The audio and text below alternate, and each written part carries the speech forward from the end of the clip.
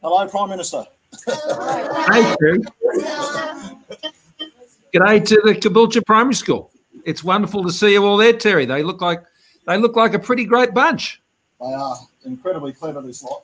They're great. They're looking forward to high school. We've got a couple of grade fives, though, the potential leaders for next year, PM. So, yeah, it's great. Just flood them. I bet you. I reckon they're all pretty proud Queenslanders at the moment after the state of origin. Is that right? Yeah. There goes one question that we were going to ask, but anyway, that's good. Oh, well, it was another great series, wasn't it? I enjoyed it. Terry's been chipping me a bit too, like all the other Queensland MPs, being from New South Wales. But I'm just great. They played the series. It was tremendous. It was a lot of fun. So congratulations, Queensland. Congratulations, Queensland. Thank you. Right. Who thinks the Prime Minister should wear a Queensland Maroons tie into Parliament? Right, okay. Anyway, we'll leave that one alone. Good on you. Well, it's great to see you, boys and girls. I'm really looking forward to answering a few of your questions. I'm, of course, down here in Canberra at the moment because I'm in isolation because I had to go to Japan and visit the new Prime Minister of Japan last week. So I'm in isolation, just like everyone else who has to come back from overseas for 2 weeks. So stuck here in the lodge, but able to still keep doing all the things I need to do as Prime Minister, and that includes having the opportunity to chat to you guys. So 2020 has been a very difficult year for everyone, for you guys as well, with COVID-19 and what that's meant for everyone. But Queensland's done really well, and we're all looking forward to Christmas and all the borders opening up by that time, and which means that we can get Australia as close as back to normal as possible next year, and all looking forward to a great 2021. So I hope you guys have been able to get through the year okay, and I really look forward to you having a great year next year. So you guys are going into, some of you going into year 7 next year, is that right? Yes. Yeah, and the rest of you in year 6. So anyway, it should be a great year. So I think, Terry, why don't we just get straight into the questions? And is Russell there? Yes, Russell's Is here. the principal there? Hey, Russell. Hello. Oh, thanks for having us in the classroom today. That's tremendous. So how would you, Terry, I'll hand it over to you, mate, and I'm sure the boys and girls might have a few questions. Who's going first? Can you hear us okay, PM? Yeah, sure. It's all good. Perfect. Okay. Rylan, you're up. Who's first? Here we go. Okay, just say your name first, mate. Good morning, Mr. Speak Scott up. Morrison. Good morning. Good morning. How hard is it to run Australia? Well, of course, it's a very difficult and demanding job, but it's a great privilege to do it on behalf of all the Australian people. You've got to work hard, like all Australians work hard, and you've got to, make sure you understand the issues as best you possibly can and make the best decisions you can. But I can tell you that, the running Australia is a great privilege, and there are so many other countries around the world, and Australia's just doing so well. Our people are so amazing, and the way that they've worked so hard and cooperated this year to come through the COVID-19 pandemic means that we've done it better than almost any other country in the world, both in terms of keeping everybody healthy as best as we can and stopping and suppressing the spread of the virus, but also trying to keep our businesses and as many jobs as we can, so your families and parents and other adults are able to keep jobs and get back into jobs so they can support you and make sure that Australia keeps going well. So, yep, of course, it's a really difficult job, but it's one that I just get a lot of energy out of doing every single day. You know, if you do what you love, kids, then it doesn't really feel like work because you're doing what you're passionate about. But that doesn't mean it doesn't have its significant challenges. But the other thing I get is I get a lot of help. I get a lot of help from a lot of people. And when I'm out and about, I get a lot of encouragement from people. People write me lovely letters. People pray for me in churches and other places of faith. And I've got this great team, which Terry's a part of, and all of my other colleagues who form my team, my government team. And they help me make good decisions through our cabinet and our committees and various other things. And, you know, if Terry thinks there's something that needs to be done up there in Caboolture or anywhere else in his electorate in Longman, then he sends me a message, he gets on the phone and he makes sure that all the needs of your area are being looked after. Who's second? It would be Phoebe. Okay, Phoebe. So here you are. Hello. Why did you want to become Prime Minister? Well, that's also a good question. But, we all try and use our abilities and talents in the way that we best think can help other people. For some people, that means running a business. For others, it means becoming a doctor or a nurse, or it may be, working in an aged care facility, or it could be anything. We all have different skills and abilities, but what we all try and do is to use our skills and abilities in the way we think it can best help other people. And that's why I thought that would be the best way to use my talents and abilities is to be a politician, be a member of parliament first, which is always the first responsibility. And then I became a minister in the government and then became Prime Minister. So they're all different ways to be able to serve and help other people. And I grew up in a family where my father was a police officer, and my brother, he's a paramedic, and my brother-in-law was a fiery. So in our family, the sort of public service culture runs pretty deep, and this is where I thought I could make the best contribution. Who's next? It would be Trinity. Speak up. Hi, I'm Trinity. Hello. What is it like being Prime Minister? Well, mainly it's just very busy. We have so many meetings, and even in lockdown, where I am now with isolation, it's very busy. There's a lot of people to talk to because, when you're Prime Minister, it's very important to listen. It's very important to listen to what other people's views are. It's very important to listen to the advice you get from experts. I mean, for example, in dealing with the pandemic, I've spent a lot of time listening to medical experts and understanding their views. But it's also important to listen to people who run businesses and teachers and nurses and others and all the people I need to understand things as best as I possibly can. And that's the way I can, make the best possible decisions. They say two ears, one mouth, and you should use them in those proportions. You should be listening twice as much as you're talking. So that's, of course, it's a difficult job. But it's a great job to have. And what it's like is it's just incredibly busy because you've just got to make sure you listen to as many people as you possibly can to make the best decisions that you can. Awesome, that's great. Thank you. Who's next? It would be Jet. Yes.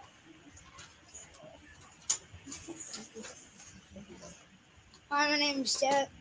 Hey. Is it fun visiting different countries? Well, sure. This year we haven't done too much of it because we've all been kept here in Australia. It's not like when we go there, though, that we get to see much, to be honest. When I touch down in another country, I basically get whisked off in a car to a hotel room and then whisked into conference rooms, and we sit in windowless rooms all day talking to one another, and then we get on the plane and come back. So, that's the nature of the travel you do. The whole point is to go and meet with other people who are really important to Australia. Last week, which is why I'm in quarantine now, I went up to Tokyo and I went up to Japan and I met the new Prime Minister of Japan. I was the first foreign leader to actually visit the new Prime Minister of Japan. I was the first to speak to him after he got the job on the phone, and then the first to visit him as well. And, what's important is Australia's got to get on with so many other countries around the world for so many important reasons. And, you can do that over the phone, but it makes it even better when you can, develop friendships with other people. That makes working together a lot easier.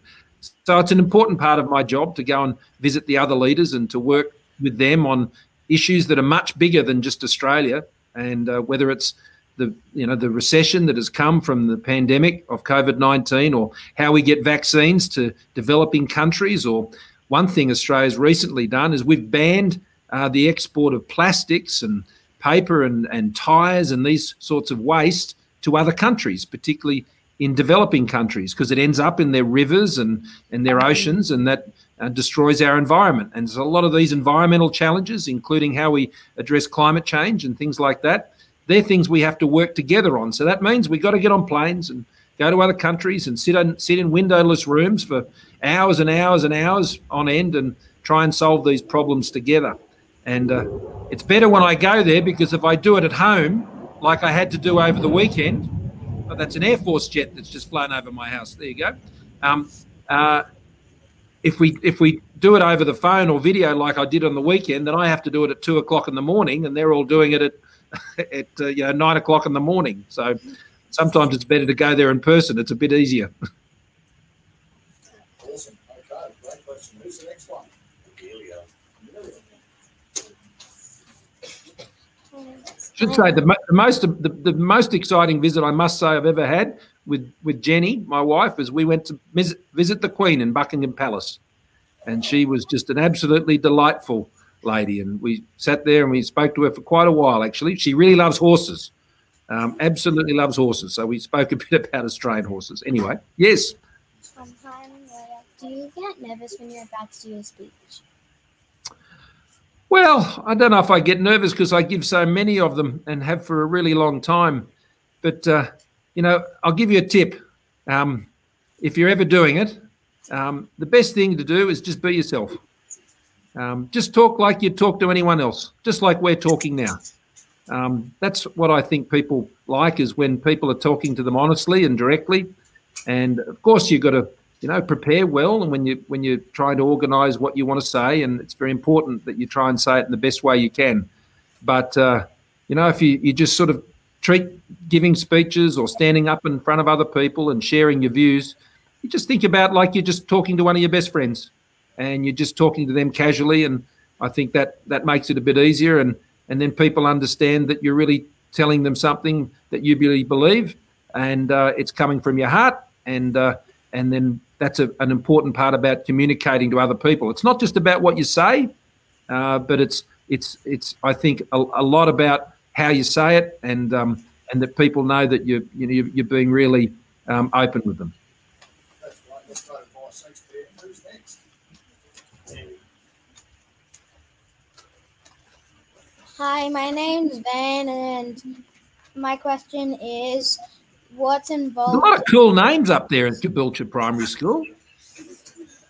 Right, a lot of cool, really cool names. Anyway, sorry, go ahead, Van. What's involved in making the rules? Well, a lot of time, often. Let me tell you how it works, and Terry can give you more details if you want more. But if we want to make a law in the Parliament, what has to happen is, and the government wants to make a law.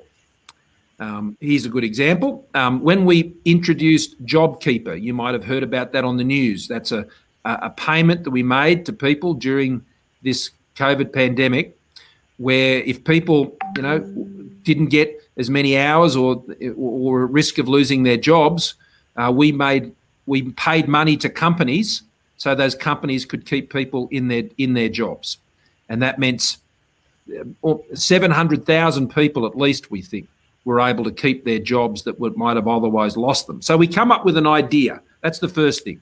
Got a problem? How are we going to solve it? So we need to make these payments to businesses to keep people in jobs. And so we have a thing which is called a cabinet, which is basically a group of people that are actually the government. So it's myself, and it's the Treasurer, Mr. Frydenberg, and a range of other ministers. And we meet all the time, and it's called a cabinet, but it's basically just a group of people. The word cabinet comes from Great Britain. And this group of people make a decision about how it's going to be done. And then the minister who is going to create this law, so in that case it was the Treasurer, Mr. Frydenberg, he has it all written up properly, and he goes into the Parliament and he presents that law to the Parliament. And everybody gets to have a say about the law in the Parliament. Terry gets to speak on that law, as I'm quite certain he did on that law. They're called bills, by the way, when the law first goes into Parliament. It's called a bill, goes in, you read it, and then you debate it, and then you vote on it. And so it needs to be voted on in both the House of Representatives, which Terry and myself, Mr. Young and I are both members of, and then it has to go to the other part of the Parliament. I wonder if you boys and girls can tell me what that's called. We've got the House of Representatives. Does anyone know what the other chamber in the Parliament's called? It's called the Senate. It's called the Senate. And everything in the Senate, they've got red couches and red carpets and and everything in the House of Representatives is green carpets and green couches. Anyway, for something to become a law, it has to be agreed to in both the House of Representatives, which is all the members of Parliament from local areas around the country, and then it also has to be agreed to in the Senate, which is the representatives of all the states, of Queensland and New South Wales and all of them. Where both of them agree completely, then it becomes passed by the Parliament and it gets taken over to the Governor-General, who doesn't live too far from here, over at Yarralumla, and as what is known as the head of the state, the Queen's representative here in Australia, he signs the law, and that's called assent, and that means that it is now a law of the country. So there you go. That's how it works. Thank you. No worries. Sometimes it takes a while. Sometimes it does take a while, doesn't it, Terry? Fortunately, it's happening a lot more quickly these days. We're doing quite well on that. Hello, my name is Holly, and my question is, how hard was it to deal with and plan for COVID? Well, it was very hard. It was extremely hard. And, we all get lots of surprises in our lives, and whether it's how we work or in our businesses or our professional roles that we have. I mean, if you're a doctor in an emergency department, then you get lots of surprises every night with people who come in with all sorts of injuries, and you've got to deal with the situation in front of you. Sometimes there are decisions you make as prime ministers that you can look forward and say, we're going to do this now, so that's going to be better from 12 months from now or a year or 5 years from now. But there are other times when things just happened.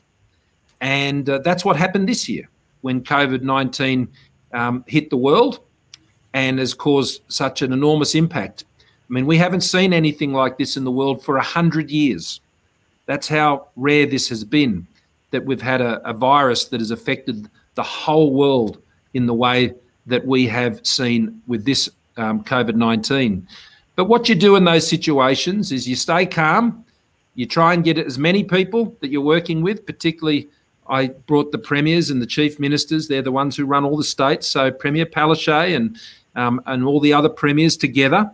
And we all got together in a room and we started planning out how we were going to deal with this each and every day. And so you've had to listen to a lot of people, get a lot of advice from medical experts and people with experts on the economy and all of this. And you've got to just work through the information and try and make decisions each and every day that make the situation better, not worse. And you've just got to take your time. While things are very urgent, you can't still rush into them, because if you rush decisions sometimes, you can make big mistakes and you can just make the situation worse. So we were patient. We got the best information we could. We worked together as much as possible. And the other thing we did is when you do make mistakes, which is inevitable when you're dealing with something no one's had to deal with before, you just got to learn from them and move on. You can't dwell on them. And I think that's good advice to you boys and girls. I mean, none of us are perfect. We won't get everything right. And when we don't get something right, it's important that we don't let that drag us down. We just got to learn from it as quickly as we can and try and not make the same mistake twice. And so, yeah, it has been very difficult, but I've had tremendous support from everyone around the country. And Australians have just been absolutely amazing in the way they've cooperated and supported each other. And that's one of the reasons why I think Australia has done so well. I think governments have done a good job at a federal level and at a state level and at a local level. But I think what's been the best thing is the way that Australians have worked together and looked after each other. That's been tremendous. Whether teachers or nurses or doctors or truck drivers or small business owners or boys and girls just putting up with lockdowns and changes to their routines, not being able to see their friends. Everyone's just got on with it, and that's been great.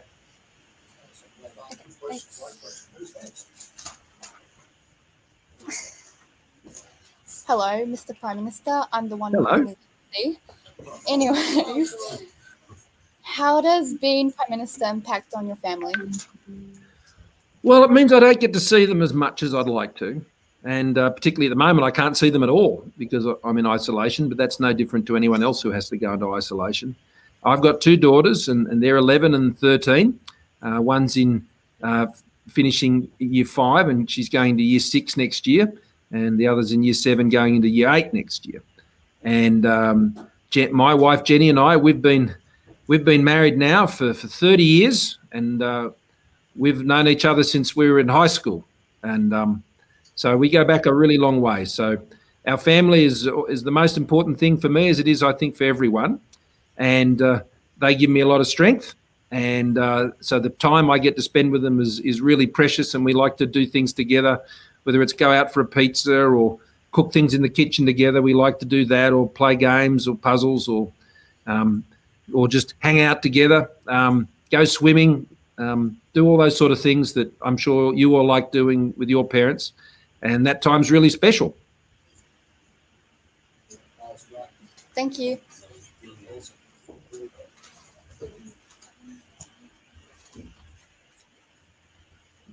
Good morning, Prime Minister. My name is Gillian, and my question for you is, what is it like to be in quarantine? Well, I suppose it's a bit different for me than for other people who are in quarantine, because while I'm here in quarantine, I've got to keep doing my job and running the country and convening my cabinet meetings, and I'll have to do question time in the Parliament over a video link, and been involved in international summits with other world leaders in the early hours of the morning, and so there's a lot that's happening here while I'm in quarantine, and that's why I've had to do it here in the Prime Minister's residence at the Lodge in Canberra, because it enables me to do all that. If I had to do this in a hotel room, it just wouldn't be possible. And I'd have to actually hand over the job to someone else while I was in quarantine, and there was no need to do that when we could do it this way. But when I'm in quarantine, in some ways, it's not that much different to other times, because as Prime Minister, you have a lot of security. You live in here at the Lodge or up in Sydney at Kirribilli House, where there's big walls and there's security guards and all these police and others, and so you are a bit removed from the way most people live, but that just goes along with the job, and we try and keep it as normal as possible. But in quarantine, I suppose one of the hard things is for people is being separated from family and friends. That's the hardest part, I think, about being isolated.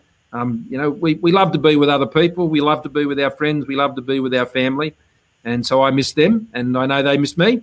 But we'll be together again soon enough. And in the meantime, it's just going to be really busy.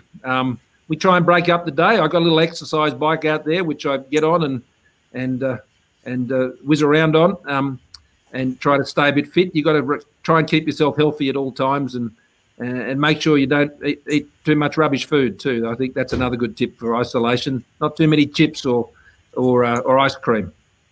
Otherwise, I'd have to spend the entire time on that exercise bike. Awesome. Thank you.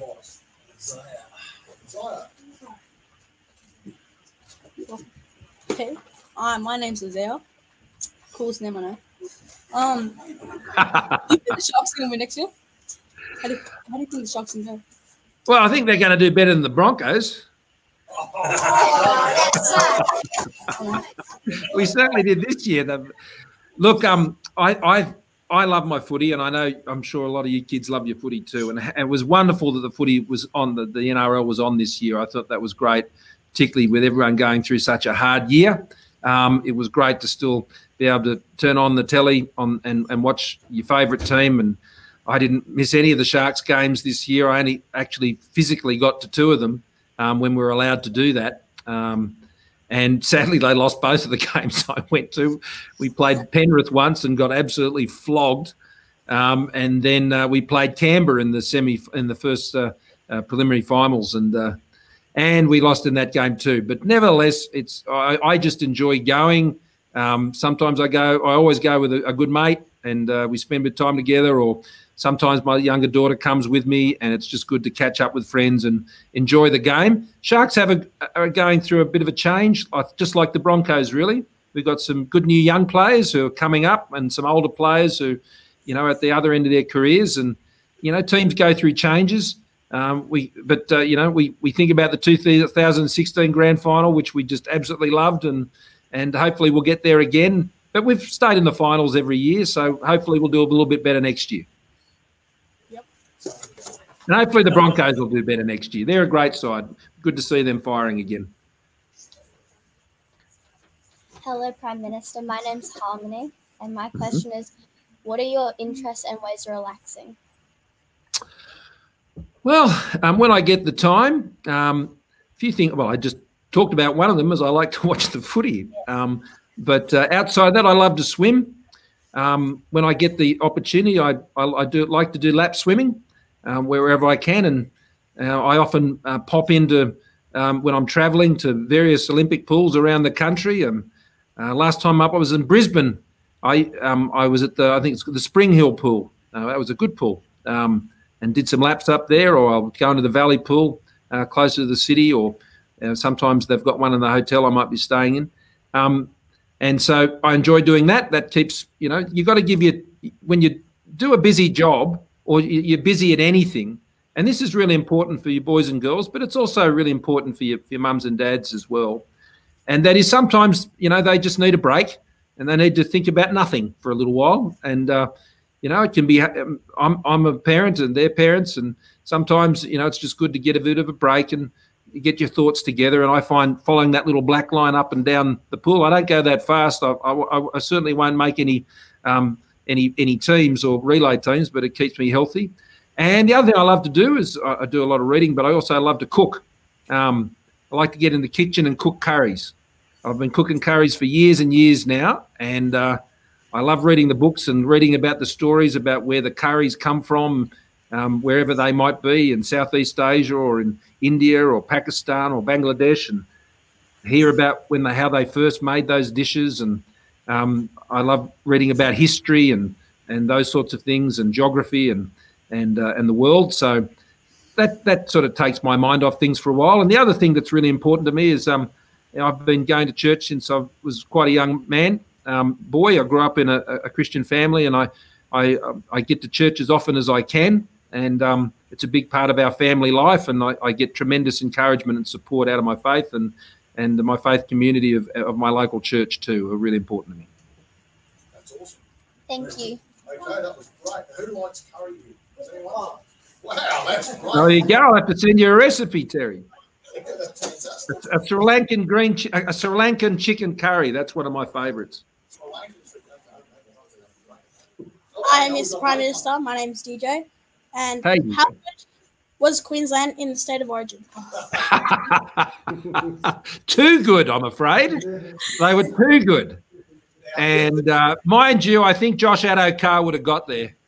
I think he might have got there. But nevertheless, that's the thing in sport. You got to play the whistle, and you got to accept the umpire's decisions and not get bitter about these things. I thought it was a tremendous series. And I thought what was really great about Queensland in the Origin decider is after they got well and truly thumped and flogged down in Sydney, they bounced back. They went out there and believed in themselves again. They were up there at Suncorp, with a great Queensland crowd behind them, and playing there. I can only imagine what it must be like with those roaring Queenslanders. That really would have lifted them, and I thought they just showed a lot of courage. I mean, everyone who plays Origin are magnificent footballers. Whether it's in the women's team or the men's team, they're amazing footballers. So the thing that really separates at that level is just, how people are thinking in their head and how much they are committed to winning and the support they're getting. And so, well done, Queensland. But we'll be back next year. Now, that was a big effort again from DJ. DJ, Thank you, Prime Minister. tell me, DJ, who do you really support? New South Wales. Hey! That was a massive sacrifice on the part of DJ. So well done. Yes. Well. Yes.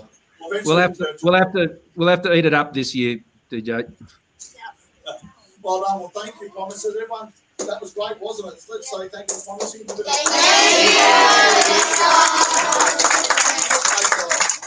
Great to see you guys. All the best. Take care. Thanks a lot, Terry. Thanks also, Russell. Great to see you.